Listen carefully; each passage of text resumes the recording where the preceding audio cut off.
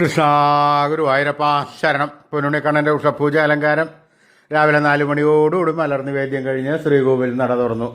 പൊന്നുണ്ണിക്കണ്ണനതാ ശ്രീലകത്ത് പുഞ്ചിരിച്ച് നിൽക്കാണ്. പൊന്നുണ്ണിക്കണ്ണൻ്റെ തിരുമുഖം ചന്ദനം ചാർത്തിയിട്ടുണ്ട്. നെറ്റിയിലൊരു സ്വർണ്ണഗോപിക്കുറി അണിയിച്ചിട്ടുണ്ട്. ചെവിയിൽ മേൽക്കാതും കീഴ്ക്കാതും സ്വർണ്ണത്തിലകങ്ങൾ വെച്ചിട്ടുണ്ട്.